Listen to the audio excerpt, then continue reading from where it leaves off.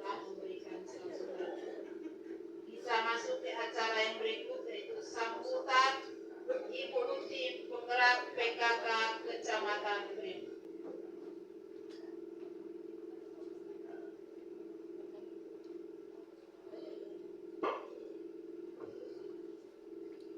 Terima kasih kepada Ibu MC yang sudah memberikan kesempatan kepada saya. Assalamualaikum warahmatullahi wabarakatuh. Selamat siang dan salam sejahtera untuk kita semua. Selamat. Mendidik seorang laki-laki adalah mendidik laki-laki itu sendiri. Sedangkan mendidik seorang perempuan adalah mendidik generasi bangsa. Karena dari seorang perempuan lahirlah kita-kita sekarang.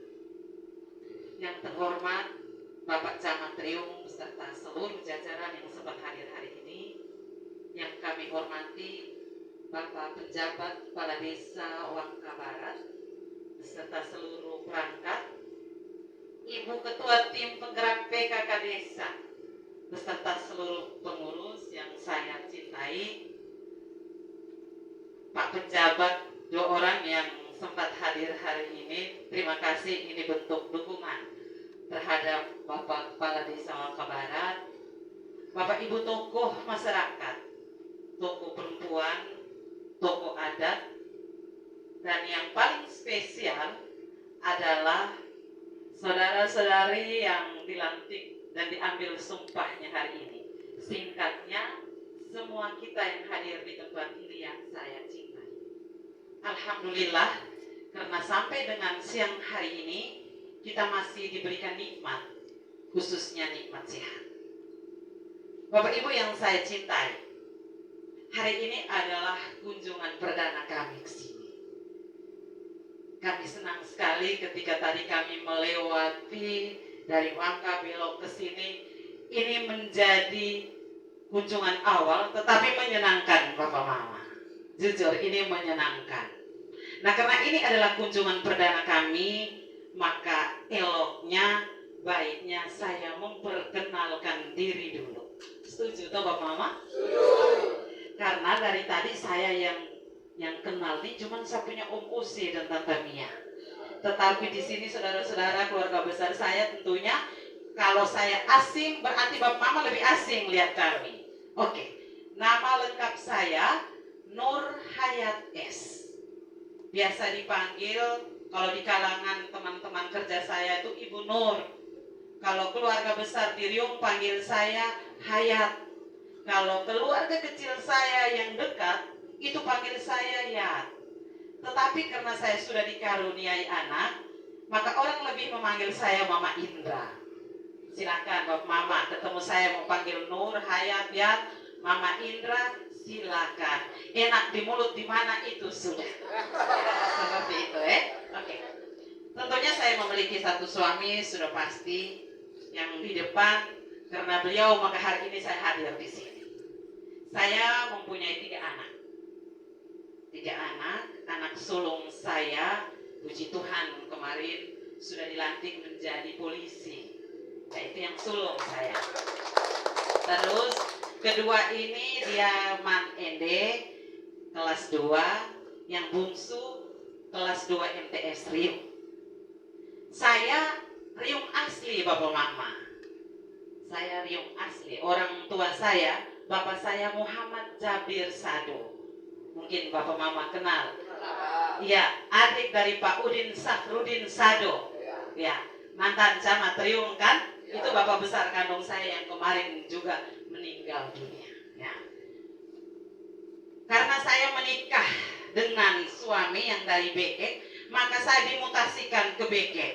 Jadi saya tinggal di Bekek, seperti itu. Keluarga dari Omnimus Doko. Nah, seperti itu. Jadi saya dimutasikan, harusnya saya Riung asli. Oke, mungkin ini perkenalan singkat saya Jadi ini sama-sama antar Riung, hanya karena kami bose lo di Golongata yang juga Riung Raya, lama di Soa, lebih lama lagi di Volomese. Seperti itu. Jadi mungkin saya asing di negeri sendiri, maka saya harus memperkenalkan diri. Baik Bapak Mama Om Tante saya, hari ini saya selaku Ketua Tim Penggerak PKK Kecamatan, maka saya harus omong soal program PKK. Seperti itu. Jadi saya tidak bisa melenceng. Nah, kalau omong PKK ini bukan hal baru. Ya. Omong PKK, PKK ini adalah sebuah organisasi sosial kemasyarakatan yang beranggotakan perempuan-perempuan atau ibu-ibu, tetapi tidak menutup kemungkinan untuk bapak-bapak. Ini jelas. Nah, di dalam PKK ini, dia punya 10 program pokok PKK yang sangat strategis. Kalau desa mau bagus, desa mau maju, maka desa harus menggandeng PKK. Harus ini. Jadi ketika kami datang di sebuah desa, kami langsung tahu kalau PKK ini jalan. Karena apa PKK Bapak Desa? PKK juga mitra, bukan cuma BPD yang mitra. PKK juga mitranya pemerintah desa. Maka bagusnya mari kita gandeng PKK. Ini jelas Bapak Mama. Oke, kita bedah satu-satu. Program apa saja yang ada di PKK? Dari 10 program pokok PKK, kita bagi menjadi 4 pokja. Mama-mama saya di sini mungkin sering dengar, tapi saya harus omong karena ini kunjungan perdana saya. Pokja pertama, apa saja yang dia omong di pokja 1? Pertama, pengamalan, penghayatan Pancasila, Supasti. Yang kedua, ada kekerasan dalam rumah tangga, KDRT.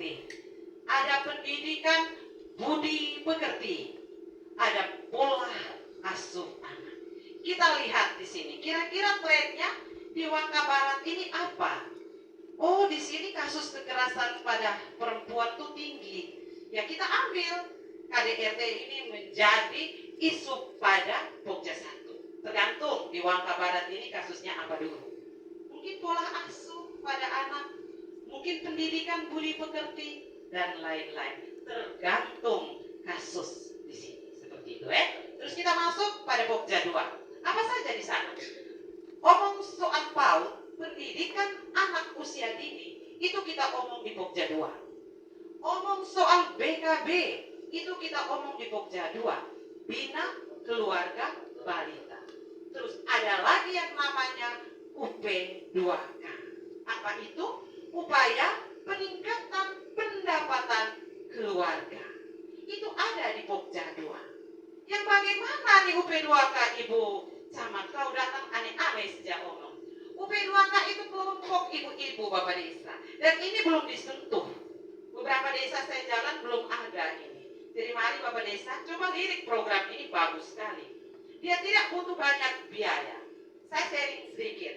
Ketika kemarin kami mau ke sini, ada desa Bue, Bapak Mama, Beokopai, desa Bue di Golomeze. Nah, ini menjadi desa sampelnya saya untuk UP2K. Itu desa Bue. Desa memberikan 5 juta saja kepada desa, dan di sana ibu-ibu berproses. Dari 5 juta, pengembangan sekarang sudah menjadi 80 desa, Bapak Desa. 80 juta, 80 juta dari 5 juta. Dan kami selaku ketua tim sudah mendorong untuk menjadi prakoperasi. Sudah kami urus berkasnya ke dinas koperasi menjadi prakoperasi. Jadi 5 juta saja, tapi ibu-ibu cerdas bisa mendapatkan 80 juta. Yang misalnya di sini kan daerah sawah. Ketika mama-mama butuh pupuk, butuh apa, tidak harus ke rentenir, tidak harus ke koperasi harian, tapi mama-mama ambil di UP2K. Dan modalnya juga tidak banyak Bapak Desa. Sekarang memang isu sentral di setiap desa itu ada BUMDes, ya kan? Tapi BUMDes itu butuh biaya yang besar, 50 juta paling rendah. Tapi kalau UP2K 5 juta saja, ini sama mama-mama mampu kelola. Coba kita lirik ini Bapak Desa. Kalau tahun ini sudahlah karena sudah penetapan, tapi kita pikirkan untuk tahun-tahun akan datang. Ibu Desa, saya selalu menggunakan manajemen tempat tidur. Saya begitu. Kalau kegiatan PKK saya bisik-bisik dengan Bapak Camat. Jadi Ibu Desa juga harus bisik-bisik dengan Bapak Desa. Masa Bapak Desa tidak sudah bisa? Oke, itu trik. Pokja 3. Apa saja soal Pokja 3? Di Pokja 3 hebat Bapak. Omong soal rumah, omong soal pakaian, omong soal makan itu ada di Pokja 3. Namanya mama-mama sudah paham sekali. Tapi saya harus omong. Oke, saya omong soal rumah dulu. Bagaimana rumah ala PKK? Rumah ala PKK, dia memiliki pembagian kamar yang jelas.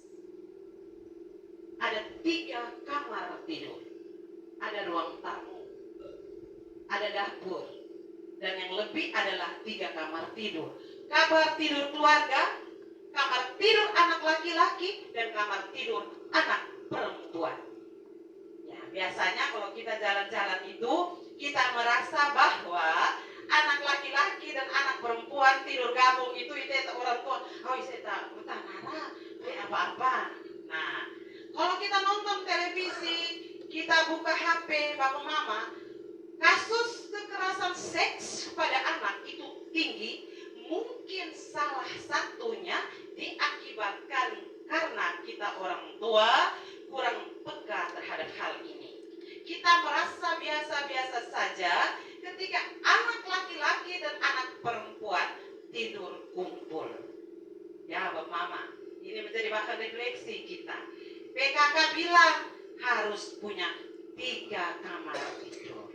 Kalau misalnya kita punya rezeki, kita buat lagi. Kalau misalnya di rumah masih 2 kamar, ya Bapak Mama, sarannya aku harus ngampong. Nah, jadi kalau memang 2 kamar yang ketuk lama, kita buat lagi 1 kamar seperti supaya 3 kamar.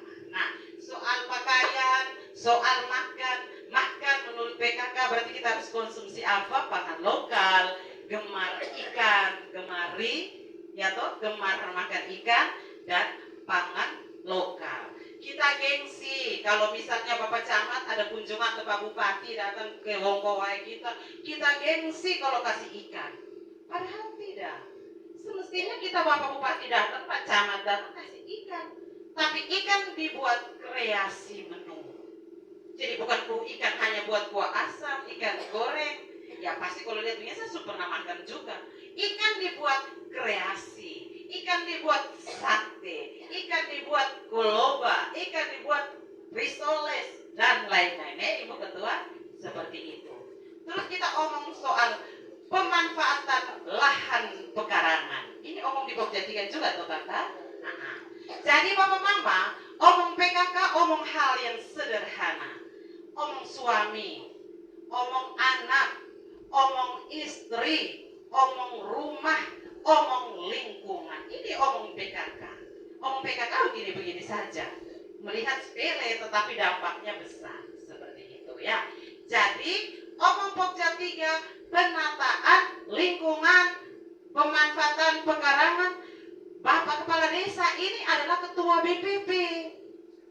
Jadi kalau kita mau gandeng Kepala Desa dia programnya jalan, ya Bapak Desa harus buat 1 dusun atau 1 dasawisma menjadi sampel di Wangka Barat. Tepuk tangan dulu lah. Seperti itu. Karena apa? Kepala desanya ini kan Ketua BPP. Kami saja harus berkoordinasi dengan beliau. Bagaimana Bapak Desa? Yang Bapak Ketua ini yang bagusnya di sini bisa tanam apa? Seperti jadi beliau yang tahu. Oke, kita lari-lari saja ke Pokja 4, Pokja yang terakhir. Kalau Pokja 4 Bapak Mama, itu omong soal kesehatan. Omong sehat-sehat ada di Pokja 4. Omong kematian ibu, omong ibu hamil, omong PHBS, omong jamban, dan lain-lain. Termasuk hari ini kami di Puskesmas Riung melakukan pencanangan pin polio. Ini juga bagian dari kesehatan. Jadi omong Pokja 4 itu biasanya omong soal sehat-sehat. Oh iya Bapak Mama, saya juga lupa. Kalau kapasitas hari ini saya selaku ketua tim Bapak Camat itu karena jabatan, tapi saya sendiri adalah kepala Puskesmas Riung. Jadi saya biasanya datang tuh lebih banyak promosi, saya punya program Puskesmas. Untuk kesehatan, saya punya inovasi. Yang pertama, soal posyandu. Jadi biar Ibu Miming kapus juga di sini, karena Ibu Miming kami sama-sama kapus, tapi dari sisi jabatan saya ketua tim penggerak PKK kecamatan, maka 3 puskesmas di bawah koordinasi PKK kecamatan. Nah, dari PKK kecamatan punya inovasi yaitu posyandu bersaing. Posyandu bersaing itu yang bagaimana? Bersama suami dan pendamping. Bersaing, S itu suami, ing belakang pendamping. Jadi Bapak Mama, tante saya, ke depan ini kalau datang posyandu tidak hanya mama-mama, tapi juga tidak tiap bulan bapak-bapak. Jangan sampai bapak-bapak sudah ngeri sekali nih Bu Ketua. Bukan, kita atur waktu. Katakan ini menyongsong 17. Suami-suami datang ke posyandu dengan istri, dengan anak. Jadi tidak lepas istri jalan sendiri ke posyandu. Ini bentuk dukungan terhadap seorang istri. Ing belakang pendamping. Itu siapa? Camat boleh, kepala desa harus, dan sektor-sektor terkait juga harus datang ke posyandu. Karena apa? Posyandu adalah milik desa. Posyandu bukan milik orang kesehatan. Inovasi kedua untuk di Pokja 4, pemasangan bendera di depan rumah ibu hamil. Ini Bapak Mama. Jadi dua inovasi untuk Pokja 4. Posyandu bersaing. Yang kedua, pemasangan bendera di depan setiap rumah ibu hamil. Untuk apa? Agar semua masalah ibu hamil di satu kampung, satu desa menjadi tanggung jawab semua orang yang ada di desa tersebut. Tidak hanya menjadi tanggung jawab ibu hamil dan suami. Seperti itu. Karena apa? Derajat kesehatan dilihat dari dua indikator. Tadi Bapak Desa singgung, proses perencanaan sudah jalan, bahkan penetapan dan lain-lain. Berarti Bangka Barat oke. Tetapi kalau Bangka Barat menyumbangkan satu kasus saja kematian ibu atau bayi, maka itu dianggap kosong, zero. Orang bilang kosong. Kinerja Bapak Desa perlu dipertanyakan. Seperti itu. Jadi maka oleh karena itu kita harus dukung. Bagaimana Bapak Mama dukung tidak pemasangan bendera di depan rumah ibu hamil? Dukung. Beberapa desa saya jalan mereka juga bilang dukung Ibu Camat. Nah, ada pertanyaan yang menohok ke saya. Bagaimana ibu ketika dia hamil dengan suami orang? Ya iya, karena ini ngeri juga kan pemasangan bendera terus Ibu Camat, terus kalau dia hamil dengan orang bagaimana? Saya bilang begini, itu bukan tanggung jawab kami. Kami mempunyai tanggung jawab untuk menyelamatkan ibu dan bayi. Seperti itu. Oke Bapak Mama, saya rasa ini saja yang perlu saya sampaikan karena memang porsi saya ketua, jadi saya harus menyampaikan soal program. Ibarat salesman. Salesman itu harus banyak promosi. Ya toh? Jadi kami menjual produk. Produk ini orang senang, orang ambil begitu. Dan yang paling terakhir saya mau sampaikan bahwa sebentar lagi kita akan ada kegiatan 17 Agustus ya. Itu setiap tahun menjadi agenda rutin, tapi BKK juga punya jadwal kegiatan. Nah, karena itu saya mau sampaikan ke tempat ini, Ibu Desa, hari Jumat kami rapat internal dengan pengurus kecamatan. Hari Senin itu kita rapat bersama ketua tim penggerak PKK Desa se-Kecamatan Riau. Maka ini menjadi undangan resmi saya. Bapak Desa wajib bawa istri ke kantor camat untuk kami rapat di sana. Kalau Bapak Desa tidak mau bawa ibu, ibu bilang, Bapak Desa ingat, kami ini ada karena Bapak Desa. Saya pun demikian. Kalau saya punya program Bapak Camat tidak dukung, saya bilang Pak Camat, saya ada ini karena Pak Camat, jadi Pak Camat wajib dukung kegiatan PKK. Oke Bapak Mama, ini saja dari saya. Mohon maaf apabila tidak berkenan. Selamat siang, Tuhan memberkati.